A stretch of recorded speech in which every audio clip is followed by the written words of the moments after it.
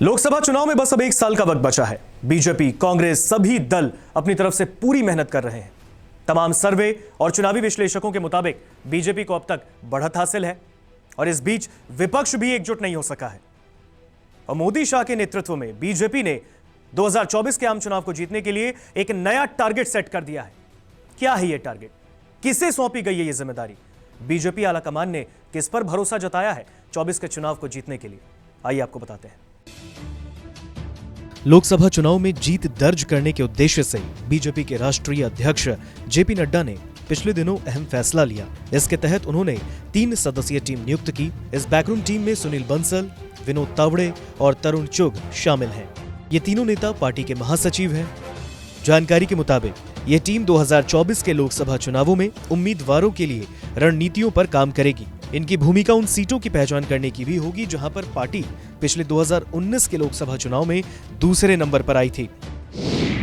3 सदस्यीय टीम में सुनील बंसल को जगह मिलने के पीछे की सबसे बड़ी वजह उनके चुनाव प्रबंधन कौशल, बीजेपी नेतृत्व का उन पर भरोसा होना माना जा रहा है। बंसल ने पिछले कई अहम चुनाव में बीजेपी के लिए रणनीति बनाई और पार्टी को बड़ी जीत दिलवाई। साल 2017 और 2022 का यूपी विधानसभा चुनाव हो या फिर साल 2019 का लोकसभा चुनाव, पर्दे के पीछे रहते हुए सुनील बंसल को बीजेपी को बड़ी जीत दिलवाने का क्रेडिट जाता है। इन चुनावों में उनकी रणनीति के आगे विपक्षी दल पानी भरते नजर आए और बीजेपी को एक तरफा जीत मिली। वहीं अगस्त में उन्हें पश्चिम बंगाल, ओडिशा और तेलंगाना का प्रभारी राष्ट्रीय सचिव नियुक्त किया गया। ये तीनों ऐसे राज्य हैं जहां पर इस वक्त बीजेपी की सरकार नहीं है। सितंबर 2022 में सुनील बंसल ने पश्चिम बंगाल की पहली यात्रा की, जैसे पार्टी में नई ऊर्जा डालने जैसा देखा गया। मालूम हो कि साल 2021 में बंगाल विधानसभा चुनाव में हार मिलने के बाद कई बीजेपी नेताओं ने पार्टी छोड़ी और वापस टीएमसी में शामिल हो गए। ऐसे में सुनील बंसल को जिम्मेदारी दिए जाने के बाद यह साफ हो गया था कि पार्टी बंगाल के लिए बड़ी तैयारी कर रही है।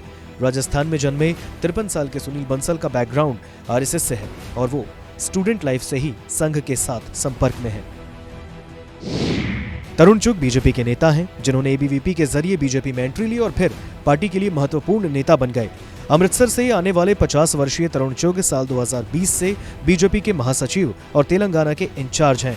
उनके तहत बांदी संजय कुमार के नेतृत्व वाली राज्य भाजपा इकाई ने सत्तारूढ़ भारत राष्ट्र समिति के एक प्रमुख नेता इटाला राजेंद्र को शामिल करके अपनी रणनीति की ताकत दिखाई। वहीं पार्टी ने उपचुनावों में 2 विधानसभा सीटें भी जीती और दिसंबर 2020 में ग्रेटर हैदराबाद नगर निगम चुनावों में भी शानदार प्रदर्शन किया। पार्टी से जुड़े एक नेता ने कहा कि जब से चुग ने कार्यभार संभाला है, तेलंगाना बीजेपी यूनिट देश के अन्य यूनिट से ज्यादा एक्टिव हो गई है।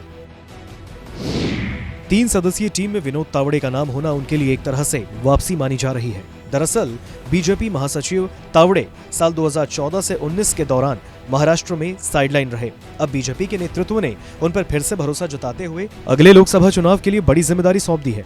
फडणवीस के नेतृत्व वाली बीजेपी शिवसेना गठबंधन सरकार में तावड़े ने स्कूली शिक्षा, चिकित्सा और उच्च तकनीकी शिक्षा, खेल, संस्कृति और मराठी भाषा जैसे महत्वपूर्ण विभागों को संभाला। लेकिन 2019 में विनोद तावड़े को विधानसभा चुनाव लड़ने के लिए टिकट से वंचित कर दिया गया। उस वक्त विनोद तावड़े ने कथित अपमान को चुपचाप निगल लिया और एक पार्टी के वफादार की तरह ही उनकी जगह लेने वाले उम्मीदवार सुनील राणे के लिए काम करना शुरू किया। विनोद तावड़े ने भी अपने करियर की शुरुआत आरएसएस से जुड़े एबीवीपी से की थी। बाद में वे एबीवीपी के नेशनल प्रेसिडेंट भी बने। नमस्कार, मैं हूं मानक गुप्ता। अगर आपको हमारा ये वीडियो पसंद आया हो तो इसे लाइक और शेयर जरूर करें और हाँ, हमें सब्सक्राइब और फॉलो करना ना भूलें ताकि आप देश और दुनिया की कोई खबर मिस ना करें। तो जुड़े रहिए हमारे साथ और देखते रहिए न्यूज़ 24।